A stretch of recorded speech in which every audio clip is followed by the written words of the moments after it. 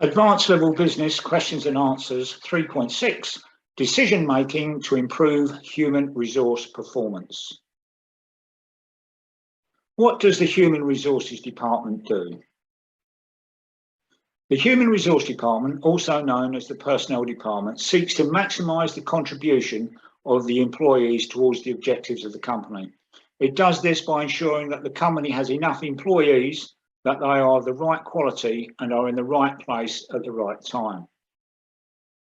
State the broad activities of HR departments: recruiting and selecting new personnel, training, redundancy, dismissal, retirement, resignations, monitoring and complying with diversity issues, motivation, which is about aligning staff values with those of the company.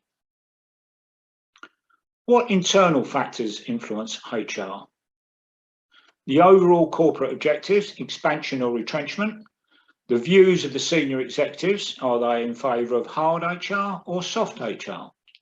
Financial considerations, wages and salaries. Shifts in marketing strategies may require changes in the type of people recruited or retained. Which external factors influence HR objectives?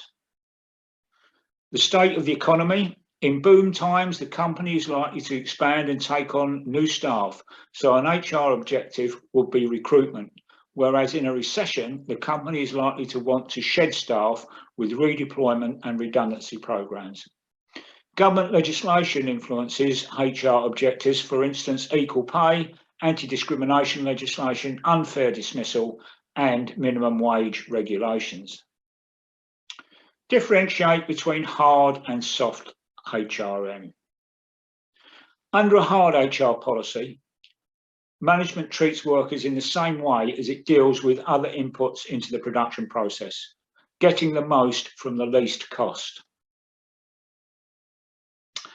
A soft HR policy would mean that management recognises the human contribution to the business and that training and praise can act as efficient motivators, which bring employee behaviour in line with goals of the organisation.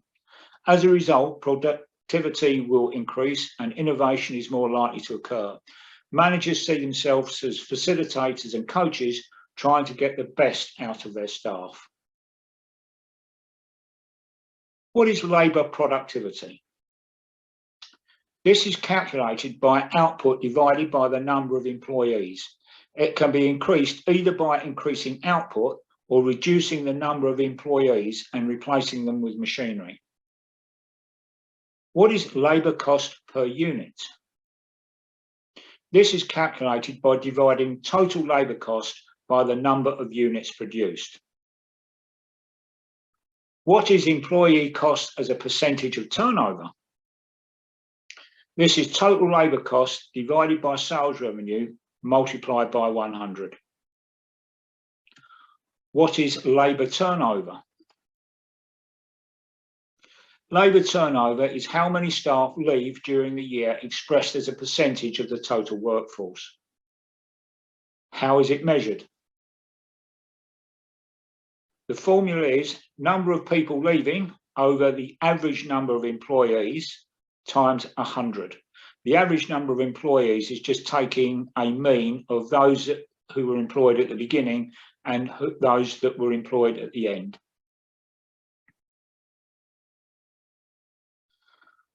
What are the costs and benefits of having a high staff turnover? Generally, a high staff turnover is undesirable. This is because of the cost involved in recruiting and training new staff, the impact on morale and the quality of the good or service produced. However, some companies work on the basis of high staff turnover, such as supermarkets and fast food outlets. They employ young people for relatively short periods of time, often paying minimum wage. What is labour retention and how is it measured? Labour retention is the opposite to labour turnover. It measures the percentage of the staff that are still employed at the end of the year. What does this diagram show? Well, this is an organisational chart and it shows the lines of authority and who reports to whom. So, for example, the form tutors report to the 7 heads of year, the 7 heads of year report to the pastoral deputy, and then the pastoral deputy would report to the headmaster. What does span of control mean? Well, span of control refers to how many people report directly to one manager. In this diagram, the head teacher has a span of control of 4, but the academic deputy has a span of control of 15. What is a tall structure? A tall structure is one with many layers of management. It is often found in large bureaucratic organisations. Each manager is likely to have a narrow span of control with only a few people directly reporting to him or her. Tall structures tend to be slow to respond to external changes and are generally quite inflexible. What is a flat structure? Flat structures have fewer layers and the managers tend to have a wider span of control, which means employees are encouraged to work with less direct supervision. The current tendency is for tall organisations to be reorganised so they become flatter. This sometimes means a whole layer of management is removed.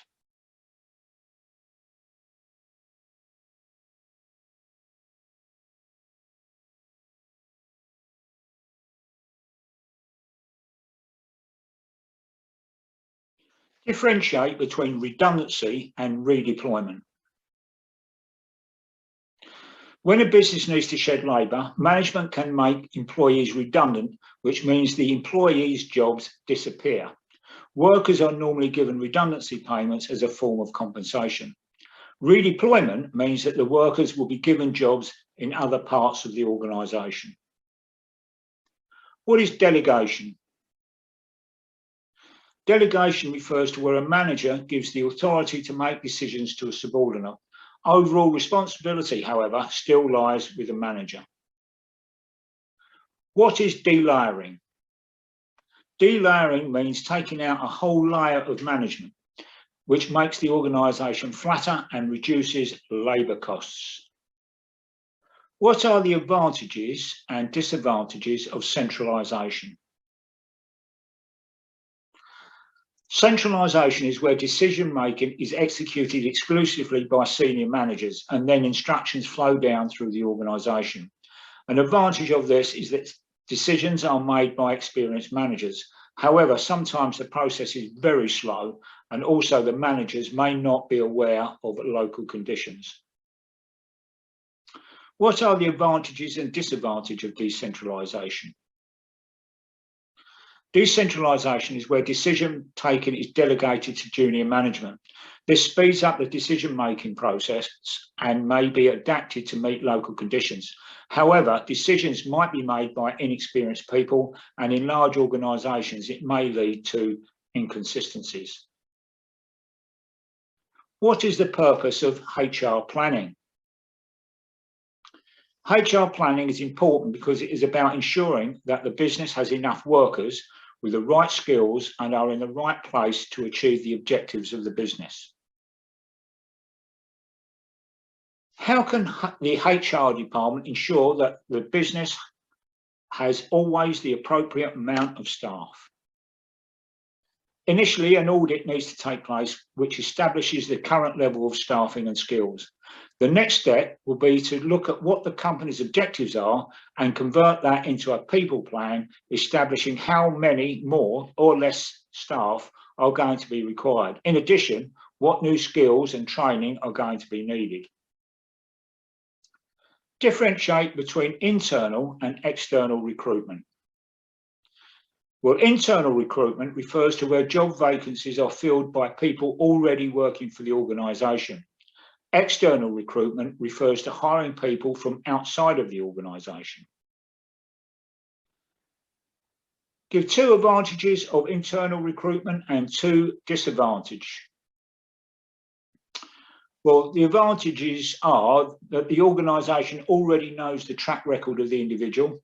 Internal recruitment also acts as a motivator for staff. Against this, we must consider the disadvantages, such as the field of candidates will be much smaller. It automatically creates a new vacancy as the company has to fill the promoted person's old position. Give 2 advantages and 2 disadvantages of external recruitment.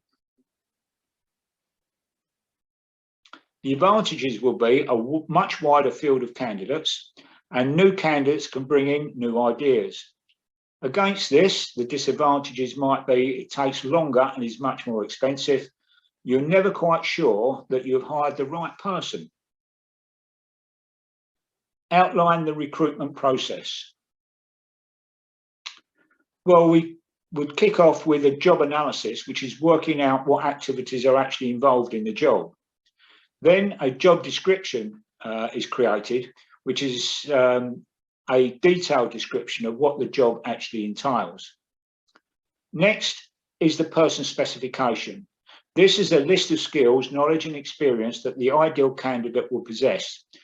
This is a document and is sent out to applicants so they can look at it and assess whether they actually meet the requirements of the job. Next is to advertise the position, probably both internally and externally, or use a recruitment agency to find the right candidate.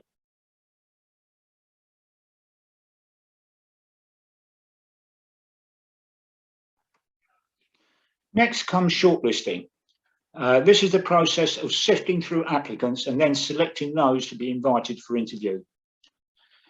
At the interviewing stage, face-to-face meetings occur, and often some aptitude tests are included. Then a job offer is made where the business makes a formal offer to the successful candidate. This is followed by acceptance. This is where the candidate agrees to the job offer. And then after that, a contract of employment is issued detailing pay, hours of work, holidays, and grievance procedures. What is induction training? This is a short period of training in which the candidate is introduced into the company and learns about the workplace, the job, and the company itself. What is an induction crisis? This is where new recruits decide to leave after a short period of time because they are unhappy with some of the aspects of their employment. Define the job training.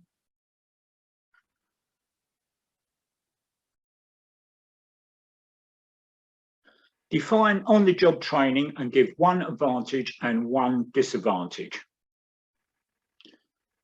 On-the-job training is where training takes place in the workplace with experienced workers showing the trainee what to do. An advantage of this is that the trainee is immediately productive. However, 1 disadvantage is that the person doing the training may not necessarily be the best teacher. Define off-the-job training and give 1 advantage and 1 disadvantage. Off-the-job refers to training away from the workplace, for example, in a college or training facility. An advantage of this is that the employee can focus on the training given by professional educators. A disadvantage might be that this type of training is an added cost to the business. Suggest 2 internal factors that could influence human resource plans. Firstly, a change of leadership. Secondly, trade union resistance. Suggest 2 external factors that could influence HR plans. Well, government legislation and the economic climate. What is meant by motivation in the workplace? Motivation is about bringing workers' behaviour in line with the company's objectives.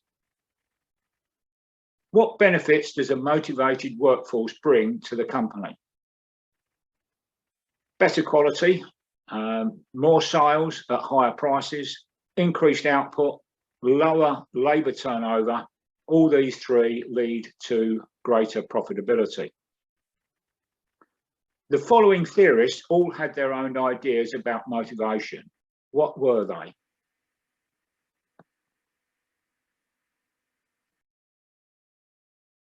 F.W. Taylor. Taylor was the founder of scientific management. Taylor's approach was to monitor how a task was being completed and, based on this data, develop the one best way of completing a job. Managers would develop clear policies and procedures and train employees in how to do the task. Taylor's approach was scientific because it was based on observation and data. Taylor's ideas were based on the view that money motivates people. Pay is based on the output of each employee. This is called a piece rate.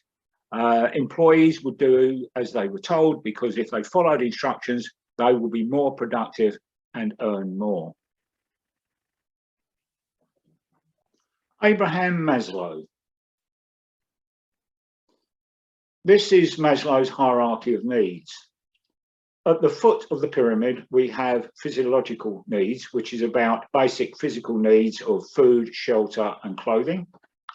Above that, we have safety needs. That's about being free from physical danger. Then social needs is about interaction and friendship with colleagues. So, for example, when you go to school, the best part of the day is interaction with your friends, not necessarily the lessons. We have esteem needs, which is about self-respect and status. So some jobs carry more kudos than others. For example, doctors and lawyers in our society are held in high regard. Then at the top, we have self-actualization. This is about self-fulfillment, meeting one's true potential. What Maslow referred to as being what a man can be, he must be. Frederick Hertzberg. Hertzberg research into motivation discovered that some things in the workplace encourage people to give of their best, such as the type of work, responsibility, achievement, recognition of doing a good job, and the possibility of promotion. He called these things motivators. Other factors, if not present, would discourage people from giving of their best. He called these hygiene factors and include salary, working conditions, and unnecessary rules and regulations. How does Hackman and Oldham's model differ from traditional theorists? Instead of starting with the individual worker, the model begins with the job itself. It states that there are 5 core job characteristics: skill variety, task identity, task significance, autonomy, and feedback. These then influence the 3 critical psychological states of experienced meaningfulness, experienced responsibility for outcomes, and knowledge of the actual results. These in turn influence the workplace performance by increasing job satisfaction, lowering absenteeism, and increasing motivation. The 5 core job characteristics can be combined to form a motivating potential score, MPS, for a job, which can be used as an index of how likely a job is to affect the employee's attitudes and behaviours. What is the difference between a wage and a salary? Broadly speaking, wages are normally paid weekly and may differ from week to week depending on hours or days worked. Salaries are normally quoted for the whole year and paid monthly in 12 equal instalments.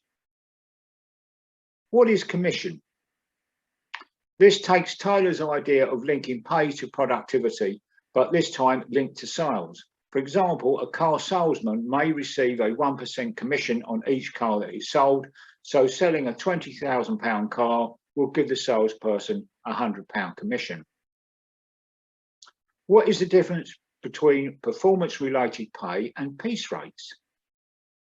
Both stem from Taylor's ideas about pay being related to productivity. Performance-related pay links a bonus to how well an individual has carried out his or her duties, whereas piece rate is pay directly linked to how many units an individual produces. It is used in factory and agricultural settings. What are fringe benefits? These are non-monetary benefits associated with particular jobs, such as a company car, which is also used for private mileage, or teachers getting extra holidays. What is job sharing? Job sharing occurs where there is one full-time job, but two employees share it.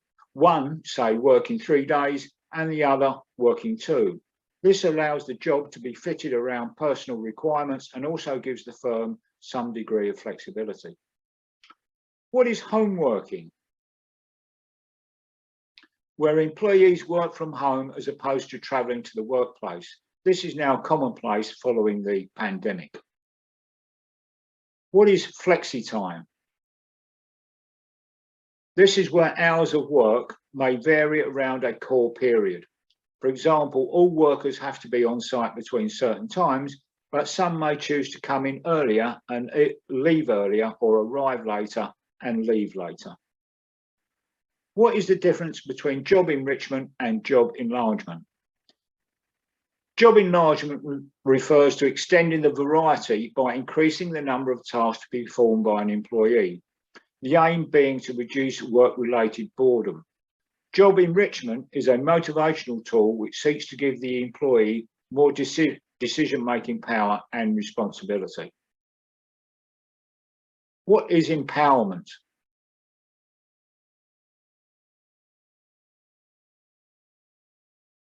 Empowerment is about providing employees with the resources, authority and opportunity to do their work and then letting them get on with it.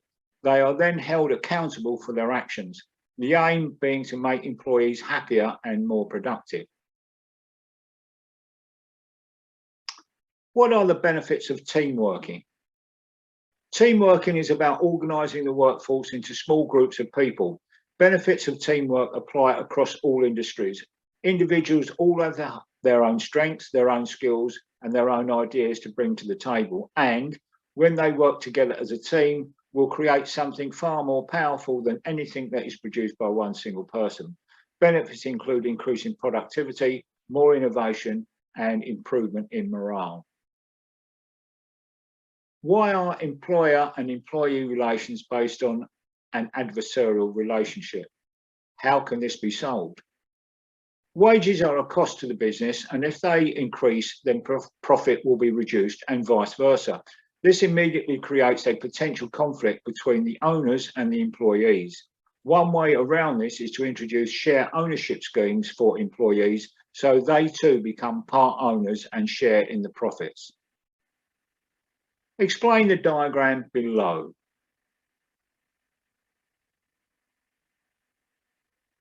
This is a model of communication. The sender is the person who wants to communicate. The message is the ideas that the sender wishes to transfer to other people. Encoding is putting these ideas into a format that the receiver will understand. The channel is choosing the right medium to convey the message. That could be verbal, visual, written, gestures, or touch. The receiver is the intended target of the message. Decoding. Here the receiver interprets the symbols and converts them to meaningful information. If the encoded message is the same as the decoded message, then the communication has been successful. This can be checked by including a feedback loop. Noise is anything that gets in the way of successful communication.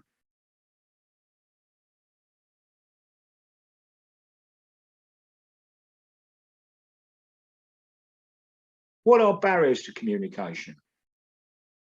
Sometimes things go wrong with the communication process because of physiological noise, which refers to physical interference with the medium, e.g., the internet might go down or might have a poor line during a telephone call. Psychological noise refers to the inability of the sender to construct the message effectively or the receiver's inability to decode it effectively.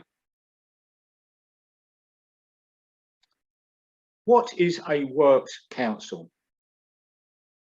A works council is a committee formed by an employer in which management and workers within the organisation discuss problems relating to industrial relations.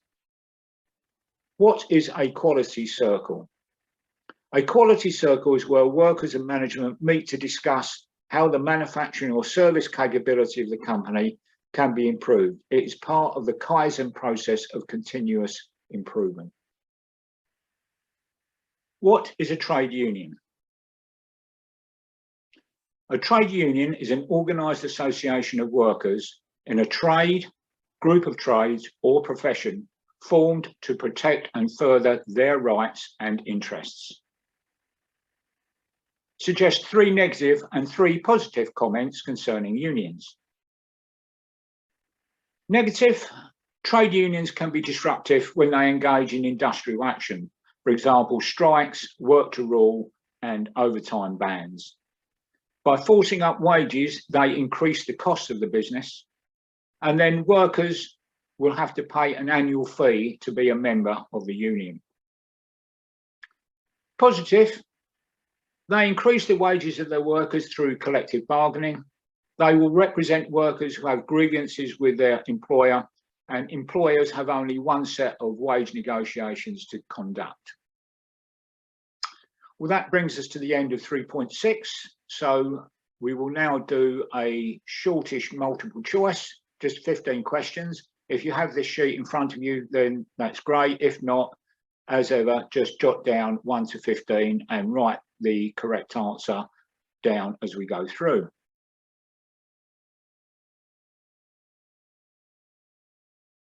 Question 1. Statement 1. A centralised business is likely to have a flat structure. Statement 2. A decentralised business is likely to allow junior managers to make decisions. Read statements 1 and 2 and then select the correct option.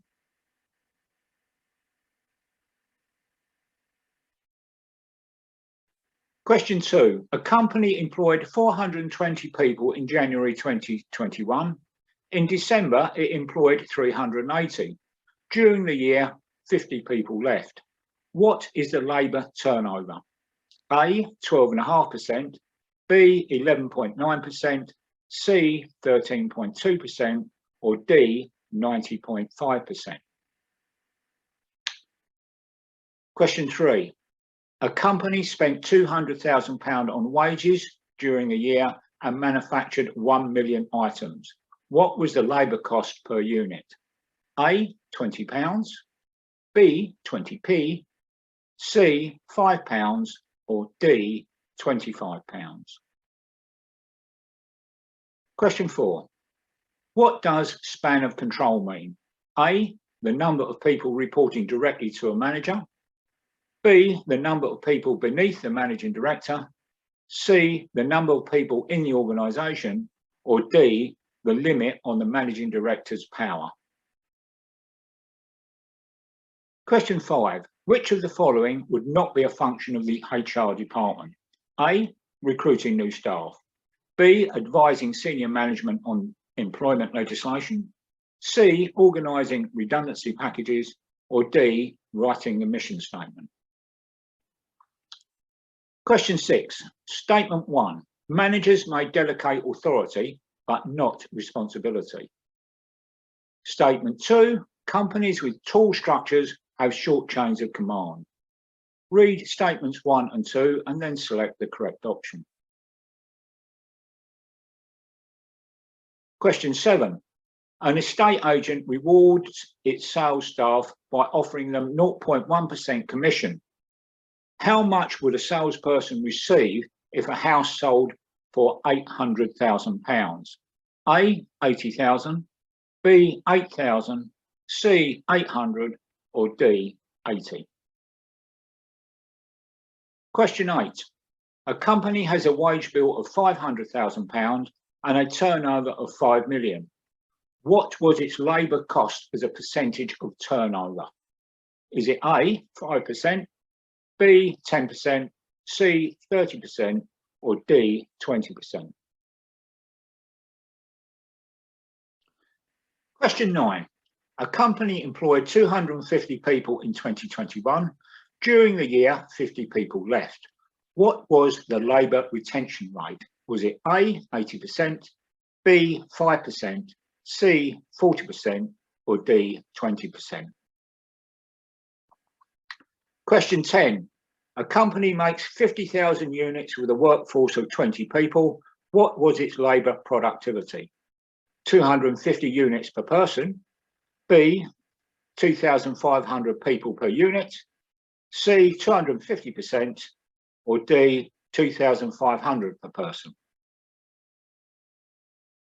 Trade unions are A, organised associations of workers formed to protect and further their rights and interests, B, a form of works council, C, government departments, or D, when companies in different industries merge. Question 12, statement 1. Maslow recommended that management should find the best way to carry out a process and then pay people according to how much they produce. Statement 2. Hertzberg argued that praise and training were some of the best motivators. Read statements 1 and 2 and then select the correct answer. Question 13. The sequence of Hackman and Oldham's model is A, outcomes, psychological states, job characteristics. B, psychological states, outcomes, job characteristics. C, satisfaction, responsibility, feedback. D, job characteristics, psychological states, outcomes. Question 14. Which of these is not a human resource objective? A, dividend allocation. B, training. C, diversity issues. D, employee engagement. Question 15. Statement 1. Job enrichment means making a job more interesting and giving more responsibility. Statement 2. Delayering means outsourcing functions. Read statements 1 and 2 and then select the correct option.